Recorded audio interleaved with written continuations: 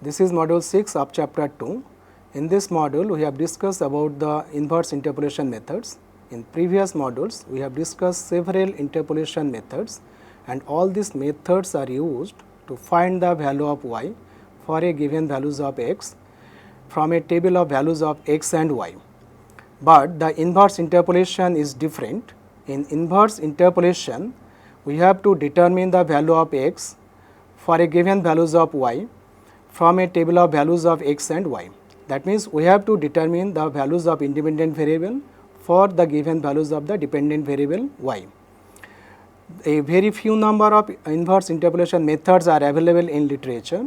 In this module, we shall discuss about 3 inverse interpolation methods. First, we consider the inverse interpolation method based on Lagrange formula. The Lagrange interpolation formula of y on x is y equal to summation I equal to 0 to n wx into yi whole divided by x minus xi whole into w dash at xi. So, from this formula, a polynomial in x is obtained, and hence one can determine the value of y for a given values of x. Now, we interchange x and y in the above formula, and we obtain the following formula. That means, we get the value of x which is equal to summation I equal to 0 to n wy into xi whole divided by y minus yi into w dash at xi, and which can be written as summation I equal to 0 to n li yi into xi, where y is called the Lagrangian function on y. The explicit form of li y equal to y minus y0 into y minus y1 up to y minus yi minus 1 into y minus yi plus 1 up to y minus yn whole divided by yi minus y0 up to yi minus yi minus 1 into yi minus yi plus 1 up to yi minus yn, and wy equal to y minus y0 up to y minus yn. So, it is easy to observe that this formula gives the value of x when the value of y is given. This formula is known as Lagrange inverse interpolation formula. The concept of this formula is simple, but practically this formula needs more arithmetic computation. So, this formula is not suitable for hand calculation, but it can be easily programmed for the computer users. This formula is illustrated with the help of an example. In the following table, the time and the corresponding velocity v of a particle moving with non-uniform velocity is given, and from this table we have to determine the time when the velocity of the particle becomes 2.75. So, for this case, the value of the variable v equal to 2.75, this is the value of the dependent variables, and the appropriate formula for this case is the time t equal to L0v into T0 plus L1v into T1 plus L2v into T2 plus L3v into T3, where the first Lagrangian function L0v is equal to v minus v1 into v minus v2 into v minus v3 whole divided by v0 minus v1 into v0 minus v2 into v0 minus v3. And after substituting the values of v0, v1, v2 and v3, the entire expression is equal to 0.64801. Similarly, L1v is equal to 0.75601 and L2v is equal to minus 0.56920 and L3v is equal to v minus v0 into v minus v1 into v minus v2 whole divided by v3 minus v0, v3 minus v1 into v3 minus v2. After simplification, we get the value of L3v equal to 0.16518. Thus, the required value of t, the time t is 0.64801 into 0, this is the value of t0, plus 0.75601 into 1, 1 is the value of t1, minus 0.56920 into 1.5, 1.5 is the value of t2, plus 0.16518 into 2, 2 is the value of t3. After simplification, this becomes 0.23257. So, this is the value of t when the velocity of the particle v is equal to 2.75. Now, we come to another inverse interpolation formula based on Newton's forward difference interpolation formula, but this formula is not the direct method, this is an iterative method. We know the Newton's forward difference interpolation formula as y equal to y0 plus u into delta y0 plus u into u minus 1 by factorial 2 into delta 2 y0 and so on, where the new variable u is equal to x minus x0 by h. From the second term of the right hand side, the above formula can be written as u equal to 1 by delta y0 square bracket start y minus y0 minus u into u minus 1 by factorial 2 into delta 2 y0 and so on. The last term is minus into u minus 1 into u minus 2 up to u minus n plus 1 into delta n y0 whole divided by factorial n and square bracket closed. Note that the value of u depends on the value of u. So, it is not possible to find out the value of u without the initial or starting value of u. The first approximate value of u is denoted by u1. By neglecting the second and higher differences, we obtain the first approximate value of u as u1 equal to 1 by delta y0 into y minus y0. Similarly, the second approximate value of u, that one is denoted by u2, is obtained by neglecting third and higher order differences. That means, the value of u2 is equal to 1 by delta y0 whole into y minus y0 minus u1, that means the first approximate value of u into u1 minus 1 whole divided by factorial 2 into delta 2 y0. So, this expression gives the second approximate value of u and this is denoted by u2. Similarly, the third approximate value of u, that one is denoted by u3, is given by this expression. In general, the k plus 1th iterated value or k plus 1 approximate value of u is obtained from the following formula. That means u k plus 1 equal to 1 minus delta y0 square bracket start y minus y0 minus uk means the value of u at kth iterated value or kth approximate value into uk minus 1 by factorial 2 into delta 2 y0 and so on.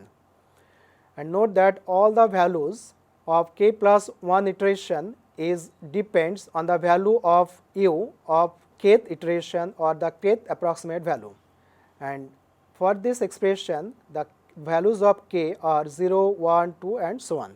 Now, this process is repeated until two successive approximation, that means the value of u at k plus 1 iteration and the value of u at kth iteration be equal to up to a desired number of significant figures. That means the absolute value of u k plus 1 minus u k is less than epsilon, where epsilon is a very small positive pre-assigned number. Once the value of u is obtained by iteration method, then from the equation x equal to x0 plus u k plus 1 into h, that means this expression x0 plus the k plus 1 approximate value of u into h gives the final value of x. Now, this iteration method is illustrated by this example. So, based on the following table, we have to determine the value of x when y equal to 4.8. So, the previous methods, that means the approximate method or Newton iteration method is used to find the value of x when y equal to 4.8. Now, for the given table of values, we have constructed the forward difference table as follows. The first column represents the value of x, second column is the value of y, third, fourth and fifth column are the values of first difference, second difference and third differences. The red marked values are used in the formula. So, in this problem x0 equal to 3.0 and the step length h equal to 0.5. Now, we use the successive approximation method to find the value of u. The first approximate value of u, that means u1 is 1 by delta y0 into y minus y0 equal to 1 by 1.5014. This is the value of delta y0 whole into 3.2 minus 4.6231. After simplification, this expression is equal to 0.1178. That means this is the value of u at the first iteration. Now, the second approximate value of u, that means u2 is equal to 1 by delta y0 into y minus y0 minus u1 into u1 minus 1 by factorial 2 into delta 2 y0, which is equal to 0.1178 minus 0.1178 whole into 0.1178 minus 1 by 2 into minus 0.1937 whole divided by 1.5014. After simplification, the value of u2 is equal to 0.1111. Similarly, the third approximate value of u is equal to 0.1160. So, we have obtained three approximate value of u, that means u1, u2 and u3. Using these values, lastly we can conclude that the approximate value of u is 0.1160. Thus, the value of x when y equal to 4.8 is given by x equal to x0 plus u3 into h, which is equal to 3.0 plus 0.1160 into 0.5, and after simplification the value of x is equal to 3.058. Thus, the value of x is 3.058 when y equal to 4.8. Based on the Newton's backward difference interpolation formula, we have derived another inverse iteration formula. The Newton backward interpolation formula is y equal to yn plus v nabla yn plus v into v plus 1 by factorial 2 into nabla 2 yn and so on, where v equal to x minus xn by h or x equal to xn plus vh. The value of the variable v can be obtained as v equal to 1 by nabla yn into y minus yn minus v into v plus 1 by factorial 2 into nabla 2 yn and so on. The last term is minus v into v plus 1 up to v plus n minus 1 whole divided by factorial n into nabla n yn. So, the value of v is obtained from the second term of the right hand side of the Newton's backward interpolation formula. The first approximate value of v is obtained by neglecting second and higher order differences, and that means the value of v1, that means the first approximate value of v is equal to 1 by nabla yn into y minus yn. The second approximate value of v, that one is denoted by v2, which is equal to 1 by nabla yn into y minus yn minus v1 into v1 plus 1 by factorial 2 into nabla 2 yn. Similarly, the third approximate value of v is denoted by v3, which is equal to 1 by nabla yn into y minus yn minus v2 into v2 plus 1 by factorial 2 into nabla 2 yn minus v2 into v2 plus 1 into v2 plus 2 whole divided by factorial 3 into nabla 3 yn. In general, the k plus 1 approximate value of v, which is denoted by v k plus 1, is equal to 1 by nabla yn into y minus yn minus vk k plus 1 whole divided by factorial 2 into nabla 2 yn, and the last term is vk plus 1 up to vk plus k whole divided by factorial k plus 1 into nabla k plus 1 yn, and this formula is valid for all k equal to 0, 1, 2 and so on. This iteration process repeats until two consecutive values of v becomes equal up to a desired number of significant figures. Finally, the value of x is determined from the equation x equal to xn plus v k plus 1 into h. So, using this formula we can finally obtain the value of the unknown variable x for a given values of y. So, we have discussed three inverse interpolation methods. One is called Lagrange inverse interpolation method, and other two are the iteration methods based on Newton's backward and forward interpolation methods. The inverse interpolation methods can be used to solve many other problems. Here we discuss inverse interpolation method to find a root of an algebraic and transcendental equations. The algebraic and transcendental equations appears in many problems in science and engineering. Now we discuss inverse interpolation method to find a root of an equation. The equation may be an algebraic equation or it may be a transcendental equation. Let f(x) equal to 0 be an equation and one of the roots, say xi, lies between a and b. That is f xi equal to 0 and a less than xi less than b. To find the root by inverse interpolation method, a table is to be constructed for some values of x between a and b.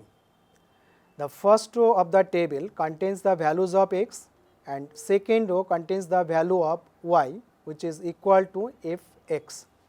Now, if we use Lagrange interpolation method, then the arguments, that means the values of x, may or may not be equal spaced, but for Newton's method the argument must be equal spaced. Now, our problem is to find the value of x such that y equal to 0 and the value obtained by the iteration method, inverse iteration method or inverse formula based on Lagrange interpolation methods. The value of x is the desired root of the given equation. Now, the method is illustrated by considering an example. Here we consider an equation x cube minus 2x square plus 0.5 equal to 0.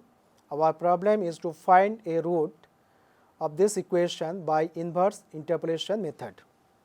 Let y equal to f(x), that means the given equation, which is equal to x cube minus 2x square plus 0.5, and it is easy to verify that the one root of the equation lies between half and 3/4.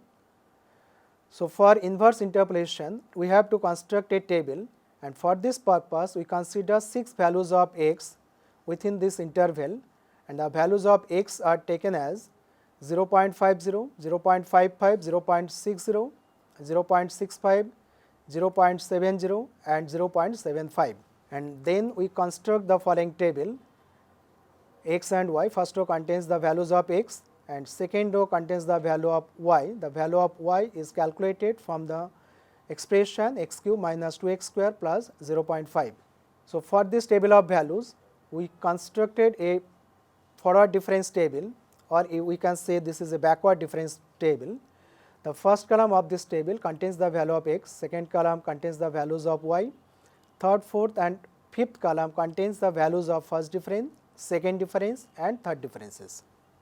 Since our problem is to find the root of the given equation, so for this problem the value of y is 0 and we have to calculate the value of x. The first approximate value of u, that means u1 is equal to minus y0 by delta y0.